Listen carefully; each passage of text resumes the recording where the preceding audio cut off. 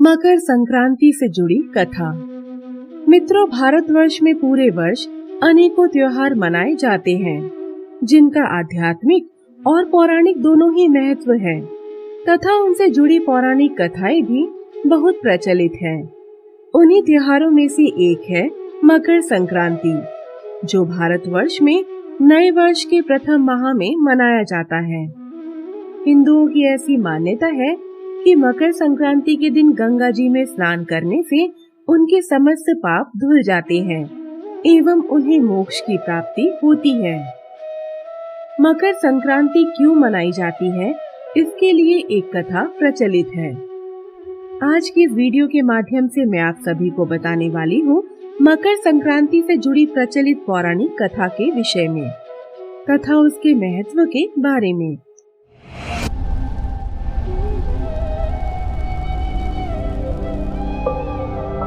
आप सभी का बहुत बहुत स्वागत है हमारे चैनल ज्ञान और वैराग्य में।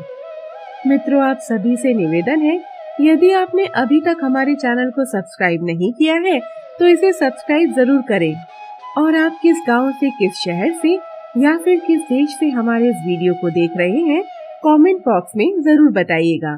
तो आइए वीडियो शुरू करते हैं। मकर संक्रांति की पौराणिक कथा इस प्रकार से है। आज से कई युगों पूर्व राजा सगर हुआ करते थे, जिनके पुण्य कर्मों और परोपकार के कारण उनकी ख्याति तीनों लोकों में हो गई थी, जिस कारण स्वर्ग के राजा इंद्र को यह भय सताने लगा कि कहीं राजा सगर स्वर्ग के राजा ना बन जाए। इसी भय के कारण जब राजा सगर ने अश्वमेध यज्ञ का आयोजन करवाया, तब इंद्रदेव ने उस यज्ञ का घोड़ा चुरा लिया और कपिल मुनि के आश्रम में बांध आए, ताकि अश्वमेध यज्ञ पूर्ण न हो सके। जैसे ही राजा सगर को सूचना मिली कि अश्वमेध यज्ञ का घोड़ा चोरी हो गया है, वैसे ही उन्होंने अपने सभी पुत्रों को उसकी खोज में लगा दिया। घोड़े की खोज करते हुए वे सभी कपिल मुनि के आश्रम में जा पहुँचे और वहाँ पर उन्हें अश्वमेध यज्ञ का घोड़ा बंधा दिखा, जिस कारण उन्होंने कपिल मुनि पर ही घोड़ा चोरी करने का आरोप लगा दिया। अपने इस अपमान से क्रोधित होकर कपिल मुनि ने तुरंत उन सबको श्राप से जलाकर भस्म कर दिया। जैसे ही राजा सगर को सूचना मिली कि उनके सभी 60,000 पुत्रों को कपिल मुनि ने जलाकर भस्म कर दिया है, वे तुरंत उनके आश्रम पहुंच गए और उनसे अपने सभी पुत्रों को क्षमादान देने का आग्रह करने लगे। कपिल मुनि ने उनका आग्रह स्वीकार करते हुए बताया कि हे राजन, आपके सभी पुत्रों के मोक्ष का केवल एक ही मार्ग है। उसके लिए आपको मोक्षदायिनी गंगा को स्वर्ग से पृथ्वी पर लाना होगा। कपिल मुनि के यह वचन सुनकर राजा सगर के पौत्र राजकुमार अंशुमान ने यह प्रण लिया कि जब तक मोक्षदायिनी गंगा को धरती पर नहीं ले आते, तब तक उनका वंश प्रयत्न करता रहेगा।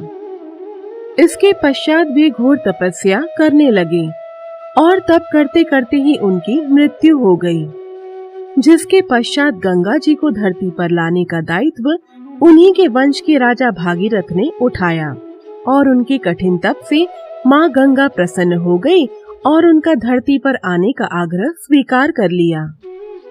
परंतु उनका वेग इतना अधिक था कि यदि वे स्वर्गलोक से सीधे पृथ्वी पर उतरती तो पृथ्वी का नाश निश्चित था। इस समस्या का समाधान ढूंढने के लिए भागीरथ ने घोर तप करके शिव जी को प्रसन्न किया और उनसे आग्रह किया कि माँ गंगा को पृथ्वी पर उतरने में उनकी सहायता करें, जिससे उनका वेग कम हो सके। शिव जी ने उनका आग्रह स्वीकार कर लिया और माँ गंगा को अपनी जटा में धारण करके पूरे विश्व में गंगाधर नाम से प्रसिद्ध हुए। जिसके पश्चात माँ गंगा पृथ्वी पर अवतरित हुई और भागीरथ के पीछे पीछे बहने लगी। वह उन्हें कपिल मुनि के आश्रम तक ले गए, जहाँ उन्होंने राजा सगर के सभी 60,000 पुत्रों की आत्मा को मोक्ष प्रदान किया। इसके पश्चात माँ गंगा सागर में जाकर मिल गई।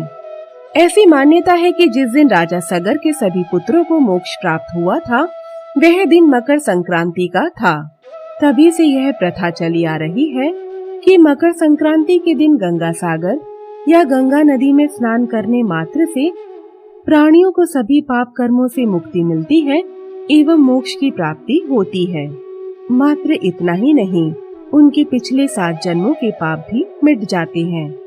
भारत के सभी राज्यों में मकर संक्रांति मनाने की अलग प्रथा और अलग मान्यताएं हैं। उत्तर प्रदेश में मकर संक्रांति दान का पर्व के नाम से जाना जाता है। वहाँ यह मान्यता है कि मकर संक्रांति के दिन पृथ्वी पर अच्छे दिनों का आगमन होता है और सभी शुभ कार्य किए जाते हैं। बंगाल में मकर संक्रांति के दिन गंगा सागर पर बहुत बड़े मेले का आयोजन किया जाता है एवं इस दिन स्नान करने के पश्चात तिल दान करने की प्रथा प्रचलित है।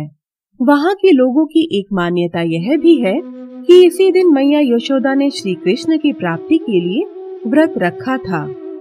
तो दूसरी ओर बिहार में मकर संक्रांति को खिचड़ी के नाम से जाना जाता है। इस दिन यहाँ के लोग चावल, तेल, खटाई, उड़द की दाल और ऊनी वस्त्र दान करते हैं। मित्रों, यदि आप सोच रहे हैं कि मकर संक्रांति का त्योहार केवल भारत तक ही सीमित है, तो ऐसा नहीं है, क्योंकि मकर संक्रांति का त्योहार न केवल भारत में मनाया जाता है, बल्कि नेपाल में भी बड़े धूमधाम से मनाया जाता है। नेपाल में यह त्योहार किसानों के त्योहार तथा फसल का त्योहार के नाम से जाना जाता है। तो आज के लिए इतना ही। आशा करती हूँ कि आपको हमारी आज की यह वीडियो पसंद आई होगी और आप सभी से निवेदन है कि अगर आपको हमारी यह वीडियो पसंद आई हो तो इसे लाइक जरूर करें, अपने दोस्तों के साथ शेयर करें और हमारे चैनल को यदि अभी तक सब्सक्राइब नहीं किया है तो जल्दी ही इसे सब्सक्राइब कर लें। तो मिलते हैं अगले वीडियो में, तब तक के लिए नमस्कार।